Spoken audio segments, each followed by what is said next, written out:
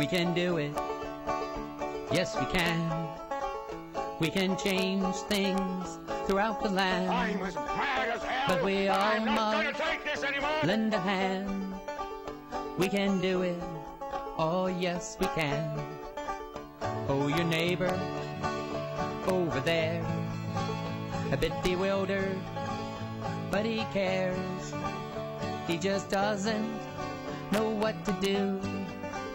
Join together and then they'll be two.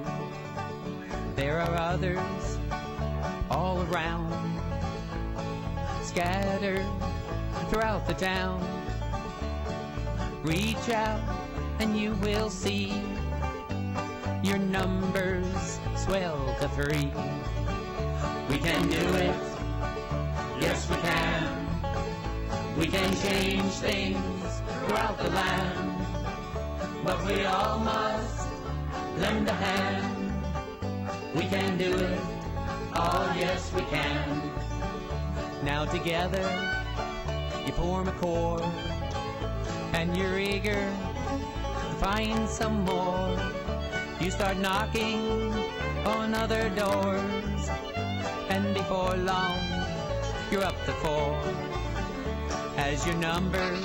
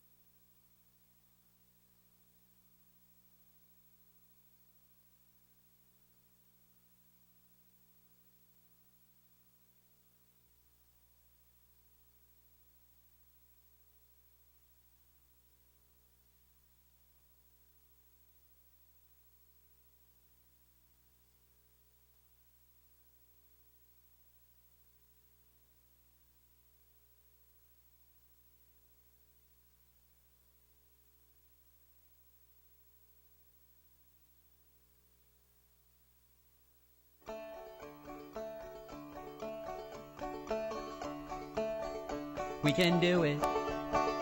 Yes, we can. We can change things throughout the land. I'm as mad as hell. But we all I'm not gonna must take this anymore. lend a hand.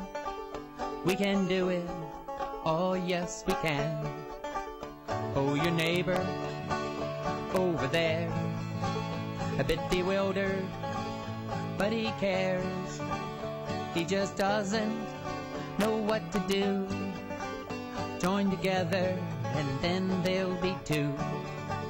There are others all around, scattered throughout the town. Reach out and you will see your numbers swell to 3. We can do it. Yes, we can. We can change things throughout the land. But we all must lend a hand. We can do it. Oh, yes, we can. Now together, you form a chord, and you're eager to find some more. You start knocking on other doors, and before long, you're up to 4. As you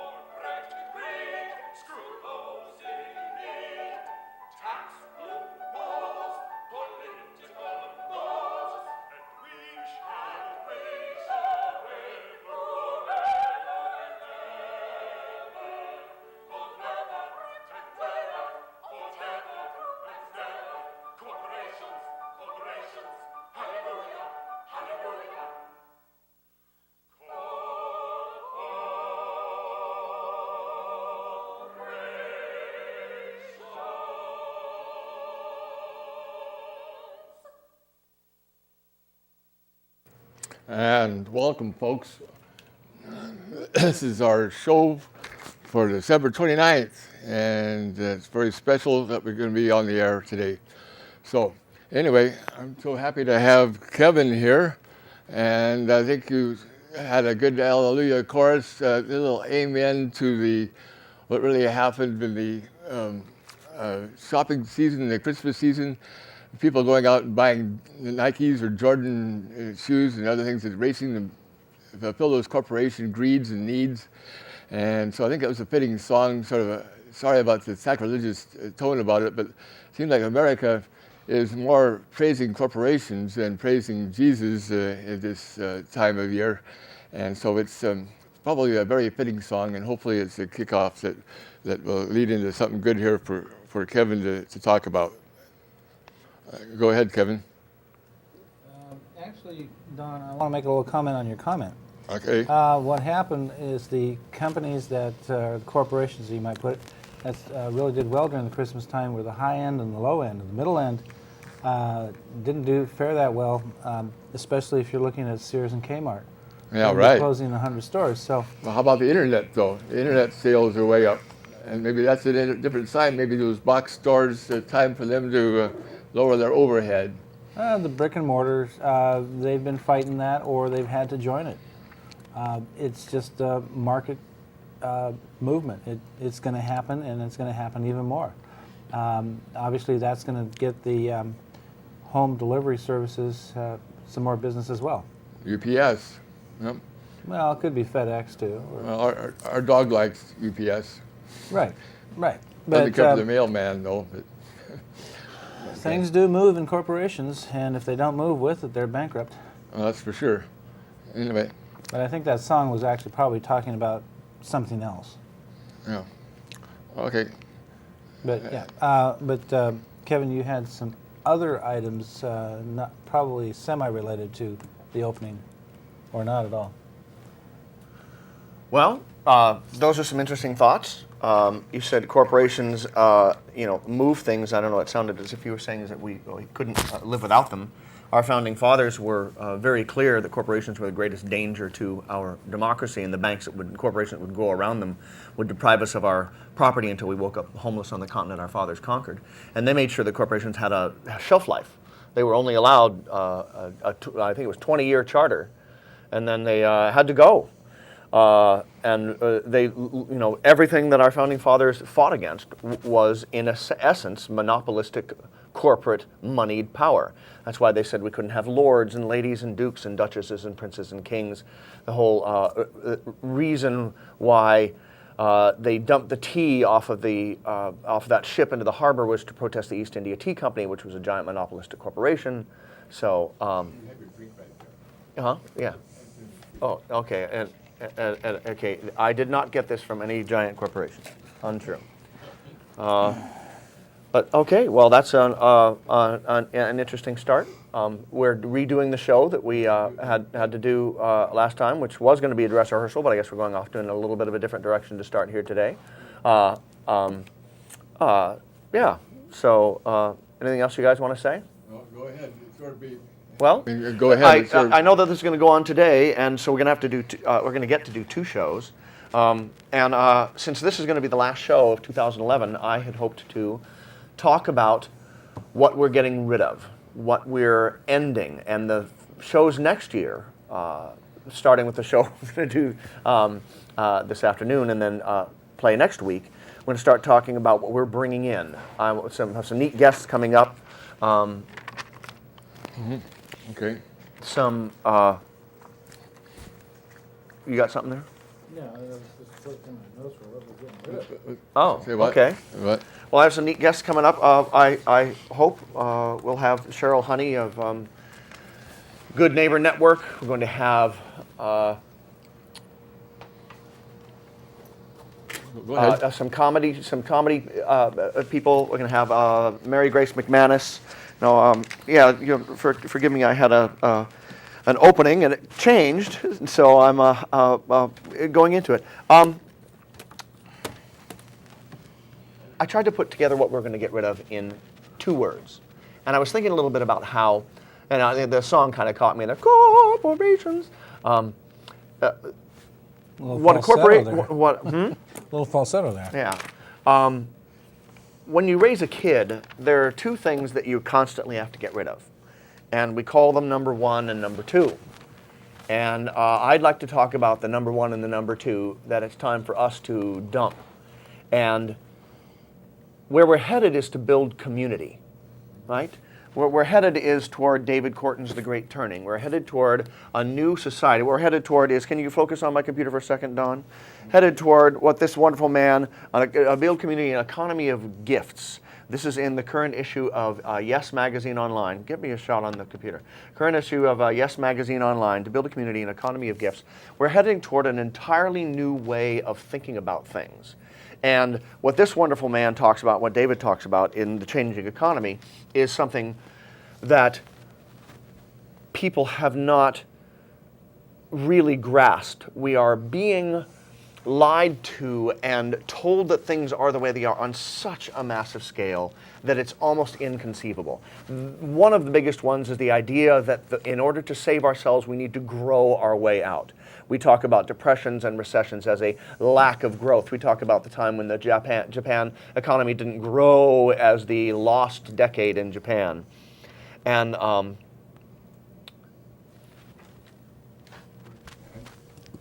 just waiting. You've got stuff you're working on there? Okay. Oh, that's great. If he's got some stuff he's pulling up, that's terrific. We were going to have a space without that. So what it boils down to in community, if you're in community, the ancient communities, the ancient ideas of community are sharing, the gift economy, and where you and getting along with your neighbors. And the two main rules are don't cheat and don't steal. Right? Now, in our society, we have put we've changed those words to two words that are now the mantra of the corporatutes. Their mantra is deregulation and privatization. And what both of those things really mean is cheating, deregulating, and stealing, privatization. I think the biggest danger to our democracy and to our way of life and to the principles that our founding fathers put together is forgetting what the original Constitution and foundation for our commons was put together for. We, the people of the United States, in order to form a more perfect union, establish justice, ensure domestic tranquility, provide for the common defense, promote the general welfare, and secure the blessings of liberty to ourselves and our posterity, to ordain and establish this Constitution for the United States of America. What that meant in doing the general welfare, what they were doing there was they were saying, we have an interest in coming together and working together to protect what is ours in community. When somebody comes along and they say, I'm a free market person. I believe in capitalism. And they say that what capitalism means to me is that I get to own your commons, I get to own your community and rent it back to you. In the last few shows we saw, we talked a lot about the privatization of money. When money became privatized, if you've not watched the AmericanDreamFilm.org, if you've not seen The Web of Debt by Ellen Brown, if you've not seen our other shows where we talked about the story of Broke and we talked about some other things, if you haven't seen that stuff, then you go back and take a look at it, because we've done a lot about the privatization of money. I'd like to talk a little bit about the privatization of other commons. When we have things that are part of the commons and somebody steps in and says, I'm going to privatize that, what you have is a mob, what you have is a mafia, what you have is racketeering. Now let's talk a little bit about the first one. Can we get in and we'll do my the fire one here? You ready? Can you get on the computer, on my computer? Okay, you're on there. It's ready to go? Okay. Uh-oh. Hold on. It for some reason these like to do that. So this is about some people in Tennessee who didn't pay their fire protection money, and so they paid. A house goes up in flames and firefighters don't respond despite the homeowners plea for help. I hadn't paid my $75, and that's what they want, $75, and they don't care how much they burn down. Imagine your home catching fire. Yeah, well, these things are going as the time to do the clickies on the computer, if you could. That's exactly what happened to a local family tonight. A local neighborhood is furious after firefighters watched as an O'Brien County, Tennessee home burned to the ground. The homeowner says he offered to pay whatever it would take for firefighters to put out the flames, but was told it was too late, and they wouldn't do anything to stop his house from burning. Each year, O'Brien County residents must pay $75 if they want fire protection from the city of South Fulton.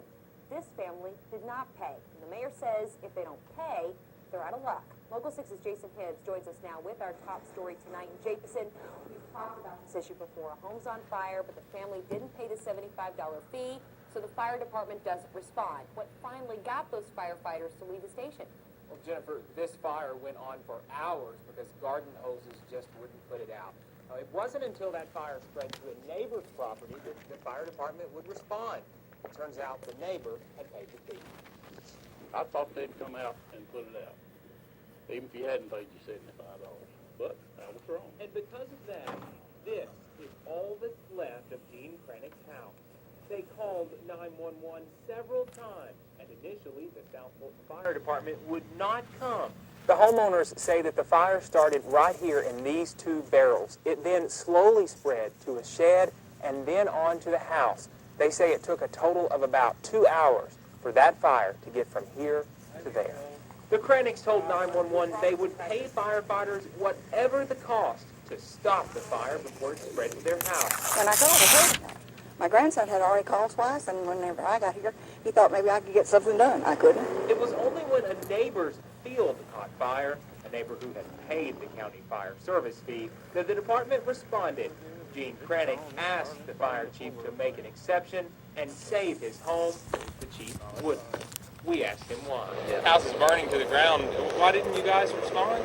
City manager will make a statement in the morning. Y'all can see him at his office. We asked a few more questions. He would not answer and called police. We need the sheriff's office out here. To have us escorted off the property. Police never came, but firefighters quickly left the scene. Meanwhile, the Krennic home continued to burn. If we could talk for a second, we asked the mayor of South Fulton if the chief could have made an exception. And anybody that's not inside the city limits of South Fulton, it's a service that we offer. Either they accept it or they don't. Things my mother's, my grandmother's, my great-grandmother's were all there in that house. Friends and neighbors say it's a cruel and dangerous city policy, but the Krennics don't blame the firefighters themselves, but blame the people in charge instead. They're doing their job. They do what they're told to do. It's not their fault. And Jennifer, to give you an idea of just how intense the feelings got in this situation, soon after the fire department returned to the station, the O'Brien County Sheriff's Department says that someone went there and assaulted one of the firefighters. Now, right now, there's no word on who the people involved were, but lots of people in the community really upset about the department's decision to let this home burn. Right, Jason, thanks for that story. Well, this has been a heated issue in O'Brien County for quite some time. It's been sitting. How about that? So in that particular situation, we are dealing with a fire company or a fire department that is essentially privatized. And if you look at the commons, what you're in danger of there, it's sure there might be very decent fire department people, and sure that either that county manager, whoever's going to talk to them, might have all the best intentions in the world. But the idea that somebody, the mafia, could get in there is what we're trying to prevent with the commons. And all it takes is somebody in there that's like, oh, looky here, we got the Joneses and the Smiths here. They ain't paid their fire protection money. I think we might have to have a little fire happen to them to spur on the other people there that haven't paid their fire protection money. That kind of thing is all too possible. And it gets worse when you start talking about something even bigger, which would be the military. Let's go on the Independent Commission on Wartime. Are we ready? I'm ready. We get on my computer. Okay. Here, I'll put on big, and ready, go. Contracting issuing its final report to Congress. It blames the massive loss of money on a decade of weak oversight, poor planning, and even payoffs to warlords and insurgents. If you want an idea of how much money we're talking about, $60 billion could put almost $200 in the pocket of every single person living in the United States. Jennifer Griffin with the news. She's live tonight at the Pentagon. And Jen, what are some of the key findings of this commission? Well, Trace, most alarming perhaps is when you hear the former Pentagon comptroller under the Bush administration describing how some of this contracting money ended up funding the Taliban. One of the things we found, for example, that is hard to calculate is the amount of money that's being spent to buy off insurgents. We actually have a photocopy of a document that Chris and I were handed when we were in Afghanistan. It's a bill from, I think it's called the Islamic Republic of East Afghanistan or something like that. It has a telephone number, and it says, this is to a contractor. You want to operate safely, here's the number to call. According to the report, the Afghan insurgency's second largest source of funding after narcotics is in fact money coming from contracting with construction and transportation costs, all money being provided by the Pentagon. Their second biggest source of funding, I don't know, they probably ought to mention opium in there, but their second source of biggest source of funding is bribes from our contractors, our private contractors. So what we've done is we've taken something that should be the commons, something that the Constitution put together saying to provide for the common defense. And we have made it a profitable enterprise for war contractors. Halliburton was going bankrupt before the Iraq War. The banks, if you really look at the history of the bankster gangsters, you'll see that they funded both sides of World War I and both sides of World War II. When war is profitable, it is in these contractors' best interest for there to be more war.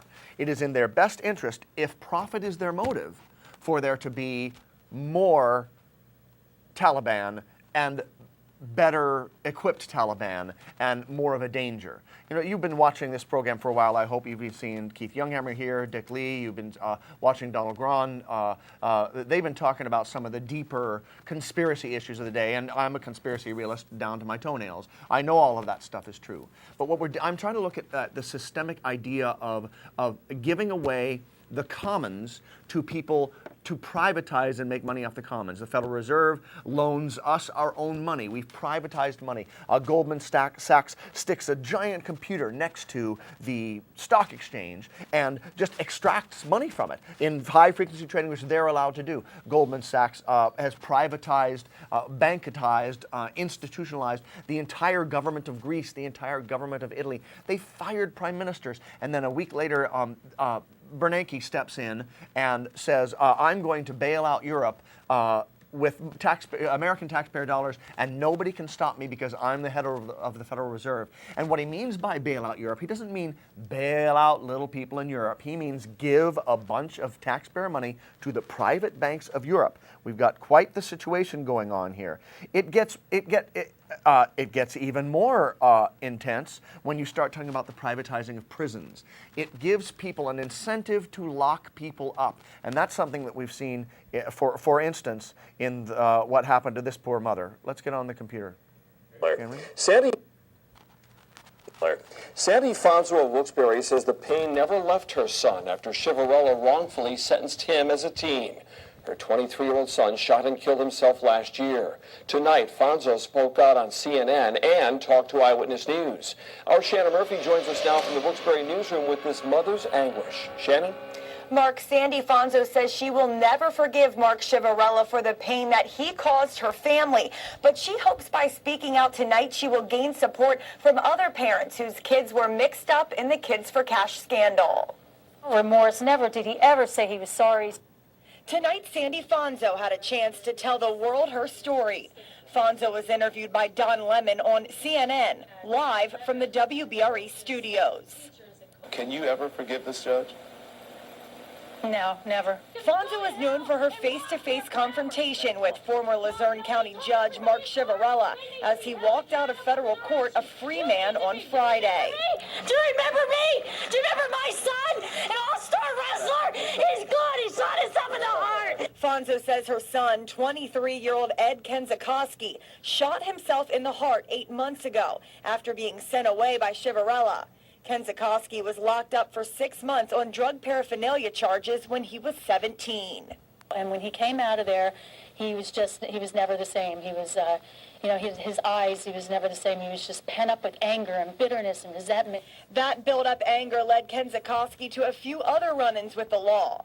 Fonzo says the system never tried to help her son. It just continued to beat him down.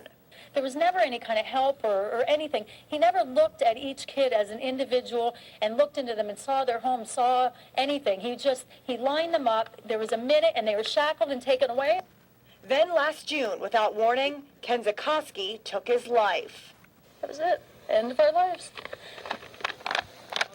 On Friday, when Fonzo got word that the jury had found Chivarella guilty on 12 counts, she rushed to the courthouse so she could see him leave in handcuffs. But when that didn't happen, she lost it. This is not a cash for kids case, and we hope somebody starts getting the message. He's not here anymore. Ma'am. My kid's not here. He's dead. Because of him. He ruined my life. I'd like him to go to hell and rot there forever. Everything that I was saying to him, he wouldn't even turn and look at me. You know, I was yelling at the back of his head. And then when he did, when I poked his shoulder because I asked him to look at me, I wanted to see if he remembered me, he turned and he gave me a little half of a turn, you know, no respect at all. Fonzo just hopes her story will reach other families and that it will give them the courage to speak up at Chivarella's sentencing. The only reason I'm doing this now is because I want all them families there, and I want to get some justice for our kids. I want him to pay for what he did. Now, even though the charges that Chivarella was convicted of carry a maximum sentence of 157 years, the sentencing guidelines are 12 to 16. Reporting live from the Wilkes-Barre newsroom, Shannon Murphy, Eyewitness News. So much anguish. There you have an example of the commons, something that we put together as a community to incarcerate and hopefully rehabilitate people who have committed crimes in this country. Instead, it has become a for-profit system that not only inspires things like what happened with these two judges, that was just one of the judges. There were two of them that were paid millions of dollars by private prison corporations. Oh, let's see, who has a $100 million stake in CCA? That'd be Dick Cheney. They were paid millions of dollars by private prison corporations to incarcerate kids for posting bad MySpace things about their vice principal, stuff like that. Then you have the incentive for the private prisons to use their labor as slave labor. There is absolutely no way of putting it other than the fact that private prisons and prison labor are slave labor. Let's look at this one. I was raised believing that incarceration was expensive to the taxpayer. It was not in anyone's best interest to lock someone in a cage unless it was absolutely necessary. In the mid-1980s, a law was passed that allowed privately owned corporations to build and operate prisons. I'm a real advocate of private prisons, having privatized half the prisons in New Mexico. And the reason for doing that is the same goods, same services at a third less the price. Have we reached a point of building so many prisons that the purveyors are now looking for ways to keep them all full? Here's the way a private prison works, okay? You pay somebody to build a fancy cage. Then you fill it up as far as you can get it, which is pretty full. Full of people that, the people that built the cage get paid $40,000 or $50,000 a year to just keep in the cage. You have corporations like Wackenhut, you know, they just changed their name, Corrections Corporation of America, that house prisoners, nonviolent drug offenders. As a matter of fact, I think 60% of the increase in prison population under Bill Clinton, which was like 1 million people, of the 60% of that new prison population are nonviolent drug offenders. Now, if you've got 5,000 people in your cage and you're being paid $30,000, $40,000 a year for them, that's a lot of money. And if you can, on top of that, use them as your private property, as chattel property, that you can then make do work.